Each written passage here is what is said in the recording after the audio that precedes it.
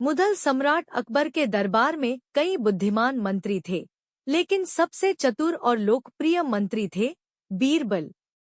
बीरबल की चतुराई और तेज बुद्धि के किस्से दूर दूर तक मशहूर थे। उनकी बातों में तर्क, व्यंग्य और सच्चाई छुपी होती थी, जिससे अकबर भी बहुत प्रभावित रहते थे। एक दिन अकबर का मन बहुत प्रसन्न था। उन्होंने दरबार में ऐलान किया, जो भी व्यक्ति मुझे ऐसा सवाल पूछे जिसका जवाब मैं न दे सकूं, उसे मैं 100 अशर्फिया इनाम में दूंगा। पूरा दरबार हैरान। सम्राट अकबर को कौन पराजित कर सकता है? वे खुद बड़े बुद्धिमान और न्यायप्रिय थे। लेकिन बीरबल मुस्कुराए और बोले, जहांपनाह, मैं एक प्रश्न पूछना चाहता हूँ। अकबर ने कहा, पूछो बीरबल।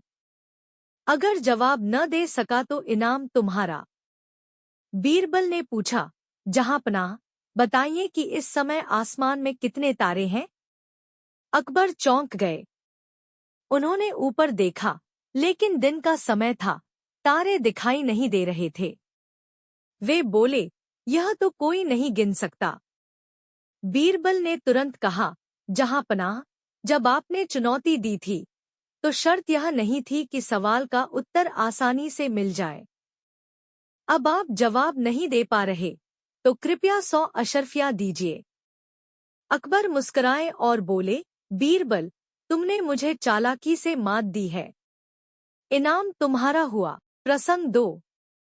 एक दिन अकबर ने बीरबल से पूछा, बीरबल, इस नगर में कितने झूठे लोग हैं? बीरबल ने मुस्कुराकर कहा, जहांपनाह, कुल 9,87,654 झूठे लोग हैं। अकबर हैरान हुए, तुम इतनी सटीक संख्या कैसे बता सकते हो? बीरबल बोले, अगर मेरी बात पर शक है, तो किसी अधिकारी को भेजकर गिनवा लीजिए। यदि मेरी बात गलत निकली, तो सजा मुझे मंजूर है। अकबर हंस पड़े और बोले, बीरबल, तुम सचमुच अद्भुत हो। जवाब भले ही मजाकिया हो, लेकिन तुम्हारी बातों में गहरी बात छुपी रहती है। एक रात अकबर ने सपना देखा कि सभी दाढ़ी वाले आदमी बेईमान होते हैं। सुबह उठते ही उन्होंने यह बात दरबार में बताई और कहा, आज से दरबार में कोई दाढ़ी वाला आदमी न आए। यह सुनकर दरबारी सहम गए, क्योंकि बीरबल भी दाढ़ी रखते थे। अगले दिन बीरबल सिर मुंडवाकर दरबार में आए। अकबर ने चौंक कर पूछा, बीरबल, यह क्या किया? बीरबल मुस्कुराकर बोले, जहांपनाह, आपका सपना झूठा न हो जाए, इसलिए मैंने अपनी दाढ़ी ही हटा दी। अब मैं दरबार में बैठ सकता हूँ, क्योंकि मैं अब उस सपने की श्रेणी में नहीं आता। अकबर हंस पड़े और बोले, बीरबल, तुम जैसे लोगों के कारण ही मेरे सपनों की भी इज्जत बची रहती है। एक बार अकबर नाराज होकर बोले, बीरबल, तुम्हारी बातों में व्यंग्य बहुत होता है। मुझे आज सजा और इनाम दोनों का अनुभव कराओ। बीरबल ने कहा, ठीक है, जहांपनाह, मैं आपको कल दोनों का अनुभव दूंगा। अगले दिन बीरबल ने एक बड़ा पायजामा सिलवाया और अकबर को उपहार में दिया।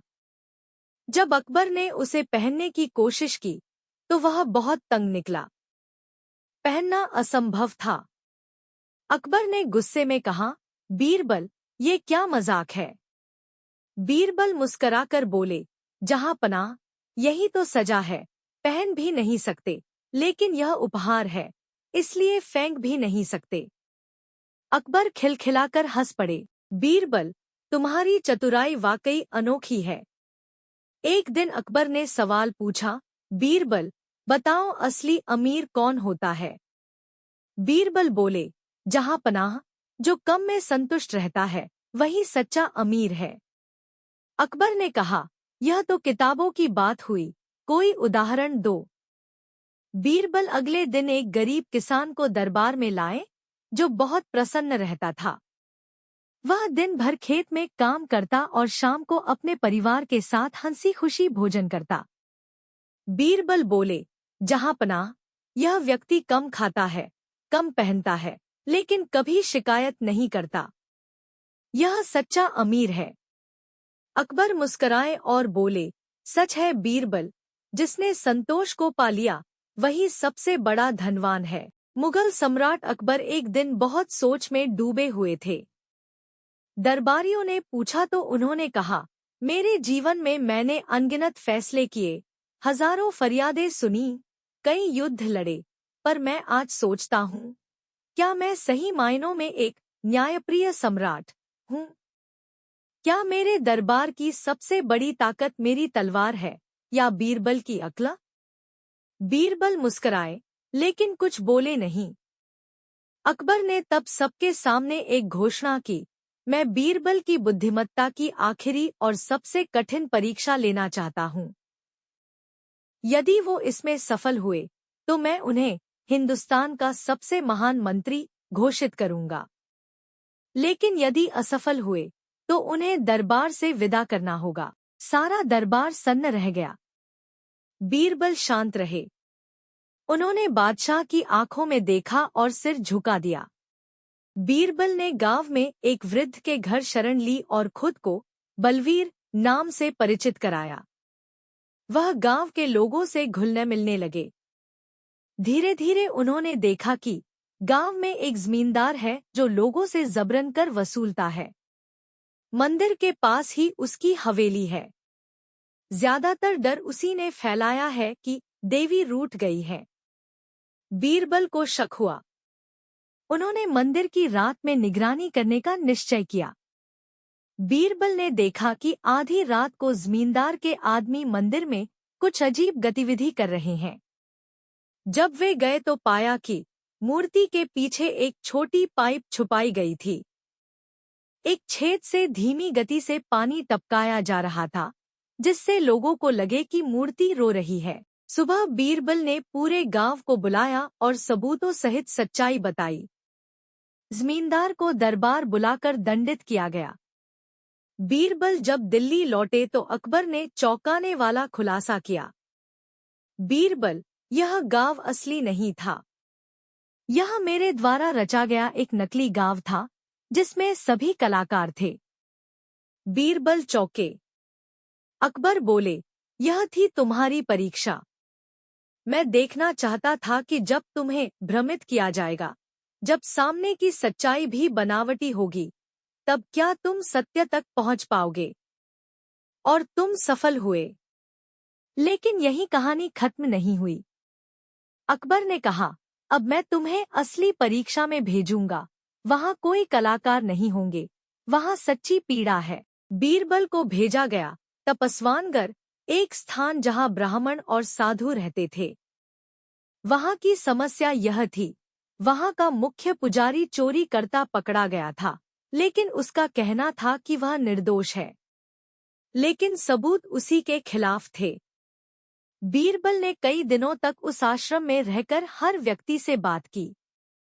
अंत में उन्होंने देखा कि पुजारी के कक्ष में हर रात सफाई करने वाला आता था और वही चोरी करता था। लेकिन उसने पुजारी के ऊपर आरोप लगा दिया था। बीरबल ने एक तरकीब निकाली। उन्होंने सब साधुओं के हाथों में आटा लगवाया और कहा कि जो चोर होगा, उसकी हथेली पर पसीना आएगा। कुछ घंटों बाद सफाई करने वाले की हथेली से आटा गिर गया। वह पकड़ा गया। बीरबल दिल्ली लौटे। अकबर उनका इंतजार कर रहे थे। अकबर ने सबके सामने कहा, बीरबल, तुम केवल मेरे मंत्री नहीं हो, तुम न्याय के प्रतीक हो। तुम्हारी बुद्धि, सहनशीलता और सत्य के लिए अडिग रहना, यही एक सच्चे दरबारी की पहचान है। उन्होंने बीरबल को एक नई उपाधि दी, सत्यव्रत चक्रवर्ती, जो सत्य के मार्ग से कभी विचलित न हो। पूरा दरबार तालियों से गूंज उठा। एक दिन दरबार में एक अजनबी पहुंचा। वह था हसन अली, एक फारसी व्यापारी के वेश में, लेकिन उसकी चालढाल आम नहीं थी। अकबर ने बीरबल को बुलाया और कहा, यह व्यक्ति कहता है कि हमारे राज्य में बुद्धिमानों की कोई कमी नहीं, परंतु फारस के विद्वान कहीं अधिक चतुर हैं। क्या तुम इसकी चुनौती स्वीकार करोगे, बीरबल? बीरबल ने सिर झुकाकर कहा, जहांपनाह, यदि यह व्यक्ति फारस का है तो मैं हिंदुस्तान की अस्मिता का प्रतिनिधि बनकर उसका सामना करूंगा। हसन अली ने एक शर्त रखी, मैं 3 प्रश्न पूछूंगा। यदि बीरबल उत्तर न दे पाए तो वे मेरे साथ फारस चलेंगे। यदि दे पाए तो मैं अकबर की चतुराई स्वीकार करूंगा। प्रश्न 1, दुनिया में सबसे तेज क्या है? बीरबल बोले, विचार सबसे तेज है। वह किसी भी सीमा को पार कर तुरंत किसी भी कोने में पहुंच सकता है। हसन मुस्कराया।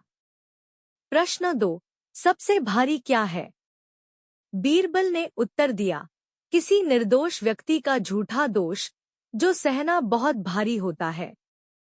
सुनते ही दरबार में खामोशी छा गई। प्रश्न 3, सबसे मीठा क्या है? बीरबल ने मुस्कुराकर कहा, स्वतंत्रता, जो बिना स्वाद के भी सबसे अधिक आनंद देती है। हसन अली सिर झुकाकर बोला, बीरबल, तुमने जीत ली मेरी चुनौती। कुछ ही महीनों में खबर आई कि काबुल में अकबर का दूत अचानक गायब हो गया है। कई प्रयासों के बावजूद कुछ पता नहीं चल रहा था। अकबर ने बीरबल को गुप्त रूप में भेजा, बिना किसी शाही पहचान के। बीरबल ने साधारण व्यापारी बनकर यात्रा की और काबुल पहुंचने में 3 सप्ताह लगाए। वहां उन्हें पता चला कि हिंदुस्तानी दूत को एक स्थानीय कबीलदार ने बंधक बना लिया है। बीरबल की योजना, उन्होंने खुद को एक बहुमूल्य रत्नों का सौदागर बताकर उस कबीलदार से मिलना चाहा। कबीलदार लालच में आ गया और व्यापार की शर्तों पर बात करने लगा। बीरबल ने उसे एक ऐसा जादुई दर्पण दिखाया जो भविष्य दिखाता है। वास्तव में वो शीशे में छुपा कैमरा था। उस युग में असंभव, लेकिन बीरबल की चतुराई में असंभव संभव बनता था। कबीलदार भ्रमित हो गया और बोला, यह तो चमत्कार है। मैं इस दर्पण के बदले जो मांगो, दूंगा। बीरबल बोले, तब हमारे दूत को लौटा दो। बिना एक तीर चलाए बीरबल ने समस्या हल की। जब बीरबल वापस लौटे तो कुछ दरबारी जो उनसे ईर्ष्या करते थे, जैसे कि मंत्री फहाद खान, उन्हें हटवाने का षड्यंत्र रचने लगे। उन्होंने अफवाह फैलाई कि बीरबल अकबर को अंधविश्वासी बना रहे हैं और अब राजा उन्हें अधिक सुनने लगे हैं। अकबर थोड़े भ्रम में पड़ गए। उन्होंने एक दिन बीरबल से पूछा, क्या तुम मुझसे अधिक प्रसिद्ध हो चुके हो, बीरबल? बीरबल मुस्कुराए और बोले, जहांपनाह, आप सूरज हैं, मैं आपकी रोशनी से चमकता चांद। लेकिन यदि चांद ही सूरज को ढकने लगे तो उसे ग्रहण कहते हैं। यह सुनते ही अकबर ने उनकी परीक्षा की बात टाल दी और ईर्ष्यालु दरबारियों को बाहर कर दिया। फहाद खान ने बीरबल की हत्या के लिए एक अफगानी हत्यारे को दिल्ली बुलाया। उस रात जब बीरबल उपवन में अकेले टहल रहे थे, तभी एक घातक हमला हुआ। लेकिन बीरबल को पहले से आभास हो गया था। उन्होंने बाग की झाड़ियों में छुपे महल प्रहरी को तैनात किया था। जैसे ही हमलावर आगे बढ़ा, उसे पकड़ लिया गया। बीरबल ने बादशाह को सूचित किया और बताया कि हमला भीतर से हुआ है। अकबर आग बबूला हो गए और कहा, जो बीरबल की जान का दुश्मन है, वह मेरे राज्य में रहने योग्य नहीं। फहाद खान को उसी क्षण पद से हटाकर जेल भेज दिया गया। अकबर ने दरबार में एक विशेष सभा बुलाई। उन्होंने कहा, मैंने बीरबल को कई बार परखा, चतुराई में, नीति में, साहस में और न्याय में। आज मैं घोषणा करता हूँ कि बीरबल को अब से राजऋषि की उपाधि दी जाती है। वह अब मेरे उत्तराधिकारी के संरक्षक भी होंगे। बीरबल ने हाथ जोड़कर सिर झुकाया और बोले, जहांपनाह, मैं केवल सेवा करना चाहता हूँ। जो प्रजा की रक्षा करे, वही सच्चा शासक है। एक किसान बहुत परेशान था। उसे अपने खेतों को सींचने के लिए पानी की जरूरत थी। इसलिए वह कई दिनों से अपनी जमीन के आसपास किसी कुएं की तलाश कर रहा था। इसी तलाश में वह घूम ही रहा था कि अचानक उसे एक कुआं दिखा। यह कुआं उसके खेतों से बहुत नजदीक था। इसलिए किसान बहुत खुश हुआ उसने सोचा कि अब उसकी परेशानी खत्म हो गई। यह सोचकर वह खुशी खुशी घर चला गया। अगले दिन वह पानी लेने कुएं पर पहुंचा। जैसे ही उसने कुएं के नजदीक रखी बाल्टी कुएं में डाली, वहां एक आदमी आ धमका। वह किसान से बोला, यह कुआं मेरा है, तुम इससे पानी नहीं ले सकते। अगर तुम इस कुएं से पानी लेना चाहते हो तो तुम्हें इस कुएं को खरीदना होगा। यह बात सुनकर किसान कुछ देर रुका और फिर मन ही मन सोचने लगा कि अगर मैं इस कुएं को खरीद लूं तो मुझे कभी पानी की कमी नहीं होगी और न ही मुझे पानी के लिए इधर-उधर भटकना पड़ेगा। फिर क्या था, दोनों के बीच एक रकम तय हुई। किसान के पास उतने पैसे तो थे नहीं, लेकिन वह यह मौका छोड़ना नहीं चाहता था।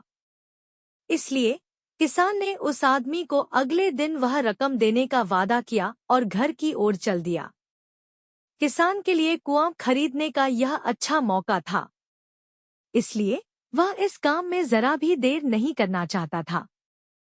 घर पहुंचते ही उसने अपने करीबियों और दोस्तों से इस बारे में बात की और कुएं के लिए तय हुई रकम का इंतजाम करने में जुट गया। थोड़ी भागदौड़ और कोशिश के बाद आखिरकार उसने वह रकम जमा कर ली। अब वह पूरी तरह से निश्चिंत हो चुका था कि उसे कुआं खरीदने से कोई नहीं रोक सकता। जमा हुए पैसों को लेकर वह फिर घर चल दिया। उसे बड़ी बेसब्री से इंतजार था कि कब रात खत्म होगी और वह कुआं खरीदने जाएगा। इसी सोच में वह पूरी रात सो नहीं सका। अगले दिन सुबह होते ही वह कुआं खरीदने निकल पड़ा। उस आदमी के घर पहुंच किसान ने उसके हाथ पर पैसे रखे और कुएं को खरीद लिया। अब तो कुआं किसान का हो गया था, तो फिर उसने पानी निकालने में देर नहीं की। जैसे ही किसान ने कुएं से पानी निकालने के लिए बाल्टी उठाई, उस आदमी ने फिर बोला, ठहरो, तुम इस कुएं से पानी नहीं निकाल सकते हो। मैंने तुम्हें कुआं बेचा है, कुएं का पानी अभी भी मेरा है। किसान मायूस हो गया और न्याय के लिए राजा के दरबार में शिकायत करने पहुंच गया। मालूम है उस राजा का नाम क्या था? राजा अकबर।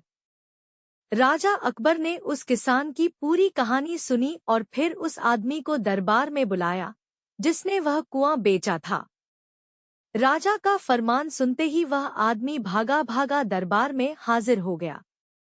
राजा ने उससे पूछा, जब तुमने इस किसान को अपना कुआं बेच दिया तो फिर इसे पानी क्यों नहीं लेने दे रहे हो?